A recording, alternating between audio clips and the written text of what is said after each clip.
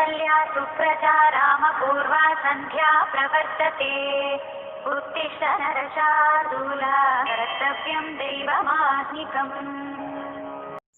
नमस्कार मित्रों, मैं धीरेन्द्र शर्मा आज आप लोगों को हिंदी व्याकरण के अंतर्गत शब्द शक्ति के विषय में विस्तार से बताने जा रहा हूँ। यह विषय आज के प्रतियोगी परीक्षाओं के उद्देश्य से बहुत महत्वपूर्ण है। अक्सरहां टेट परीक्षाओं में इस विषय से प्रश्न आते रहते हैं। आप इसे गौर से सुनेंगे, वीडियो को ध्यान से देखेंगे। यह वीडियो 9वीं से लेकर 12वीं तक के विद्यार्थियों के लिए अत्यंत उपयोगी सिद्ध होगा, मुझे ऐसा विश्वास है। इसका वर्णन करने से पहले आप लोगों से मेरा निवेदन है कि यदि मेरा वीडियो अच्छा लगे तो आप इसे लाइक करेंगे, अपनों के बीच अधिक से अधिक शेयर करेंगे ताकि अधिक से अधिक विद्यार्थियों को लाभ पहुंच सके। साथ ही मेरे चैनल को सब्सक्राइब कर देंगे ताकि आगे जो कुछ वीडियो आपके लिए तैयार हो उसकी जानकारी आपको तुरंत मिले। तो चलिए देखते हैं शब्द शक्ति क्या है। शब्द का अर्थ बोध कराने वाली शक्ति शब्द शक्ति कहलाती है। इसे वृत्ति या व्यापार भी कहा जाता है। हिंदी के रीतकालीन आचार्य चिंतामणि के अनुसार जो सुनाई पड़े वह शब्द है तथा उसे सुनकर वह समझ में आवे वह उसका अर्थ है। मिठाई या चाट का नाम सुनते ही मुंह में पानी भर आता है। सांप या भूत का नाम सुनते ही मन में भय का संचार हो जाता है। यह प्रभाव अर्थगत है। अतः जिस शक्ति के द्वारा अर्थगत प्रभाव पड़ता है वह शब्द शक्ति है। शब्द शक्ति के 3 भेद होते हैं। पहला है अभिधा, दूसरा है लक्षणा, तीसरा है व्यंजना। इसके अनुसार शब्द भी 3 प्रकार के हैं, वाचक, लक्षक और व्यंजक, तथा अर्थ भी 3 प्रकार के होते हैं, वाच्यार्थ, लक्ष्यार्थ तथा व्यंग्यार्थ। अब आइए देखते हैं तीनों शक्तियों को एक एक करके विस्तार से। पहला शब्द शक्ति है अभिधा शब्द शक्ति, अंग्रेजी में कहते हैं लिटरल सेंस ऑफ वर्ड। जिस शब्द शक्ति से किसी शब्द के प्रचलित या मुख्य अर्थ का बोध होता है वह अभिधा शब्द शक्ति कहलाती है। जैसे बैल खड़ा है, अपना घर सबको प्यारा होता है, राम के पिताजी बीमार हैं, राम रोटी खाता है, अयोध्या के राजा दशरथ थे, गंगा पवित्र नदी है। इन सभी वाक्यों का अर्थ साफ और प्रचलित है। अभिधा का अर्थ है नाम। दूसरे शब्दों में कहें, नामवाची अर्थ को बतलाने वाली शक्ति को अभिधा कहते हैं। जैसे पहले वाक्य में बैल नाम है, दूसरे वाक्य में अपना घर नाम है, तीसरे वाक्य में राम नाम है, चौथे वाक्य में भी राम नाम है, 5वें वाक्य में अयोध्या राजा दशरथ ये नाम है, 6ठे वाक्य में देखिए गंगा नदी का नाम है। तो इनसे इनके अर्थ स्पष्ट हो जाते हैं। निराला जी की निम्न पंक्तियां अभिधा शब्द शक्ति का बोध कराती हैं। वह तोड़ती पत्थर इलाहाबाद के पद पर स्पष्ट हो जा रहा है। इसमें इलाहाबाद क्या है? नाम है, शहर का बोध करा रहा है। अभिधा उत्तम काव्य है। जब कविता में कल्पना और सौंदर्यवाद का अतिशय जोर हो जाता है, तब जीवन की वास्तविकता पर बल देने के लिए काव्य में भी अभिधा शब्द का महत्व बढ़ जाता है। आइए दूसरे शब्द शक्ति लक्षणा शब्द शक्ति के विषय में जानें। अभिधा के असमर्थ हो जाने पर जिस शब्द शक्ति के माध्यम से शब्द का अर्थ बोध हो, उसे लक्षणा कहते हैं। उदाहरण, खूब लड़ी मर्दानी वह तो झांसी वाली रानी थी, बुंदेले हर बोलों की फिर से नई कहानी थी। दूसरा, शेर वनराज कहलाता है। तीसरा वाक्य है वह शेर है। इस वाक्य का प्रचलित अर्थ है कि वह शेर के समान 4 पैर वाला जानवर है, जबकि वह अर्थ वक्ता को लक्षित नहीं करता। लक्षित है वह शेर के सदृश बहादुर है। इसी तरह से अगर हम कहें कि वह लड़का गधा है, तो यहाँ पर देखिए, लड़का गधा नहीं है, गधा के सदृश है। 5वें वाक्य में देखें, सारा घर मेला देखने गया है। सारा घर, यह लक्षणा शब्द शक्ति को बोध कराता है। तुम्हें चुल्लू भर पानी में डूब मरना चाहिए। चुल्लू भर पानी,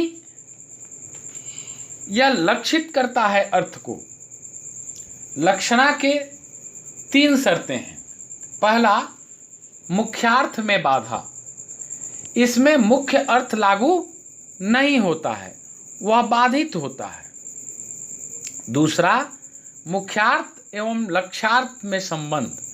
जब मुख्य अर्थ बाधित हो जाता है तो उसके स्थान पर दूसरा अर्थ लिया जाता है, पर यह दूसरा अर्थ अनिवार्य रूप से मुख्य अर्थ से संबंधित होता है। तीसरा, रूढ़ि का प्रयोजन। मुख्य अर्थ को छोड़कर उसके द्वारा अर्थ को अपनाने के पीछे या तो कोई रूढ़ि होता है या प्रयोजन। जैसे, मुझे देखते वह 9 2 11 हो गया। इस वाक्य में 9 2 11 का अर्थ है भाग जाना। यह एक मुहावरा है।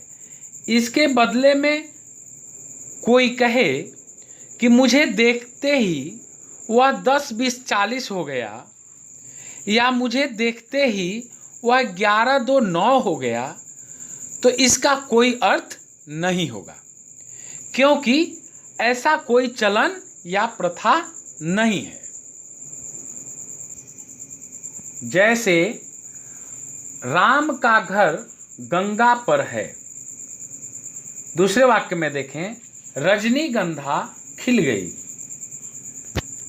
तीसरे वाक्य में, गरीबों की रोटी मत छीनो। चौथे वाक्य को देखें, महलों ने दी आग, झोपड़ों ने ज्वाला सुलगाई थी, स्वतंत्रता की चिंगारी अंतरतम से आई थी। इन वाक्यों में देखिए, गंगा, रजनीगंधा, रोटी, महलों, झोपड़ों, ये सभी शब्द लक्षणा शब्द शक्ति को बोधित करते हैं। आइए हम तीसरे शब्द शक्ति के बारे में पढ़ें, जो है व्यंजना शब्द शक्ति। अंग्रेजी में कहते हैं सजेस्टिव सेंस ऑफ वर्ड। व्यंजना की व्युत्पत्ति होती है वी धन अंजना। शब्द का अर्थ होता है विशेष प्रकार का अंजन। व्यंजना शब्द का अर्थ है विशेष प्रकार का अंजन। अंजन लगाने से आंखों की ज्योति बढ़ती है, पर विशेष प्रकार का अंजन लगाने से परोक्ष वस्तु भी दिखने लगती है। यह काव्य के छिपे हुए व्यंग्यार्थ का बोध कराती है। इसकी परिभाषा हम इस प्रकार कह सकते हैं कि अभिधा व लक्षणा के असमर्थ हो जाने पर जिस शक्ति के माध्यम से शब्द का अर्थ बोध होता है उसे व्यंजना शब्द शक्ति कहते हैं। या दूसरे शब्दों में यूं कहें कि जिस शब्द शक्ति से किसी शब्द के अनेक अर्थ निकलते हों या व्यंग्य अर्थ की प्रतीति कराता हो वह व्यंजना शब्द शक्ति होती है। जैसे गौरी पूजनी जननी पठाई करत प्रकाश फिरत फुलवाई। तुलसीदास जी ने रामचरितमानस में लिखा है,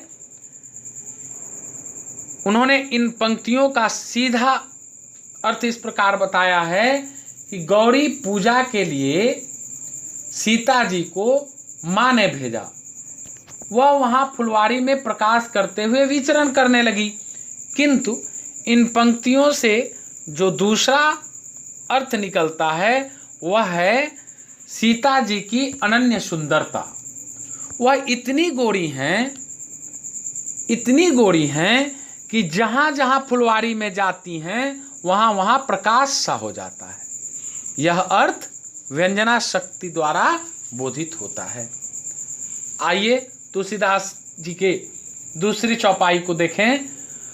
प्रभु ही चितई पुनि चितई मही राजत लोचन लोल खेलत मन सिजु मीन जुग जनु विधु मंडल डोल। इसमें धनुष यज्ञ के प्रसंग में सीता के मनोदशा का चित्रण किया गया है।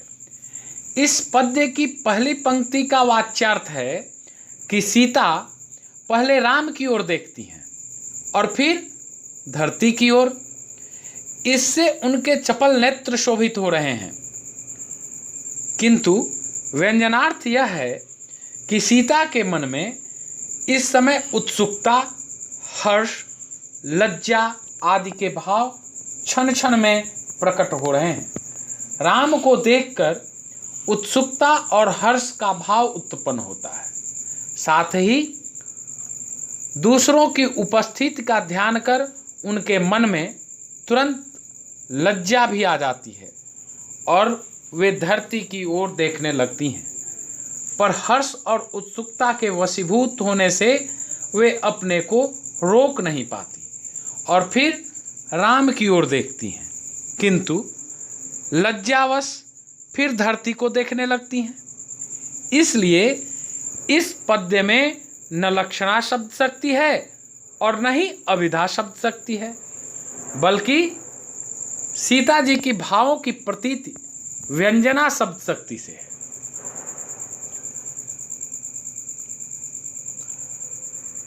तीसरा कबीरदास जी का एक दोहा है, चलती चाकी देख के दिया कबीरा रोए, दो पाटन के बीच में साबुत बचा न कोए। यहाँ चलती चाकी को देखकर कबीरदास के दुखी होने की बात कही गई है। उसके द्वारा यह अर्थ व्यंजित होता है कि संसार चक्की के समान है, जिसके जन्म और मृत्यु रूपी दो पाटों के बीच आदमी पिसता रहता है। मेरे ख्याल से आप लोगों को तीनों शब्द शक्तियां अच्छे तरीके से समझ में आ गई होंगी। आगे देखिए, व्यंजना के दो भेद होते हैं। पहला है शाब्दी व्यंजना और दूसरा है आर्थी व्यंजना। शब्द पर आधारित व्यंजना को शाब्दी व्यंजना कहते हैं और अर्थ पे आधारित व्यंजना को आर्थी व्यंजना कहते हैं। शब्द दो प्रकार के होते हैं, हमेशा ध्यान रखेंगे आप सब। शब्द दो प्रकार के होते हैं, एकार्थक और अनेकार्थक। जिस शब्दों का केवल एक ही अर्थ होता है उसे एकार्थक शब्द कहते हैं। जैसे पुस्तक, पुस्तक से केवल एक ही अर्थ निकलता है, वह है किताब, पुस्तक। दवा आदि। दूसरा अनेकार्थक शब्द, जिन शब्दों का एक से अधिक अर्थ हो उसे अनेकार्थक शब्द कहते हैं। जैसे कलम, पानी, जल, चमक, प्रतिष्ठा आदि। इस प्रकार अनेकार्थक शब्दों पर टिकी व्यंजना को शाब्दिक व्यंजना कहते हैं। साथ ही एकार्थक शब्दों पर टिकी व्यंजना को आर्थिक व्यंजना कहते हैं। आर्थी जो अर्थ को बताए, अर्थ को स्पष्ट करे, एकार्थक शब्दों पर टिकी व्यंजना को आर्थी व्यंजना कहते हैं। आइए उदाहरण से देखिए। रहीमन पानी राखिए, बिन पानी सब सून, पानी गए न उबरे, मोती मानुष चून। यहाँ पानी शब्द का अर्थ जल भी होता है और पानी का अर्थ प्रतिष्ठा भी होता है, तो यहाँ अनेकार्थी शब्द हो गया है। लो सूर्य डूब गया, यहाँ पर डूब शब्द अनेकार्थी है। आप बड़े वो हैं, वो शब्द ये अनेकार्थी है। तो इस प्रकार मैंने आप सबों को विस्तार पूर्वक शब्द शक्ति के बारे में समझाने का प्रयास किया। मुझे विश्वास है आप सब भली भांति अभिधा शब्द शक्ति, लक्षणा शब्द शक्ति, व्यंजना शब्द शक्ति समझ गए होंगे। यदि मेरा यह वीडियो आप सबों को अच्छा लगा हो तो मेरे चैनल को निश्चित रूप से सब्सक्राइब कर देंगे, बेल आइकन दबाकर, और अधिक से अधिक संख्या में लाइक करें, अपनों के बीच शेयर करें ताकि अधिक से अधिक लोगों को लाभ पहुंच सके। मेरे वीडियो में अब तक बने रहने के लिए आप सबों को बहुत बहुत धन्यवाद। यदि आप विद्यार्थी हैं तो आप सबों को मैं सैल्यूट करता हूं। यदि आप एक शिक्षक हैं, मेरे इस वीडियो को सुन रहे हैं, देख रहे हैं, तो आप कमेंट के माध्यम से निश्चित रूप से बताएं इस वीडियो में और कुछ क्या सुधार होना चाहिए। मैं आप सबों की सेवा के लिए हमेशा तत्पर हूं। जय हिंद, जय भारत।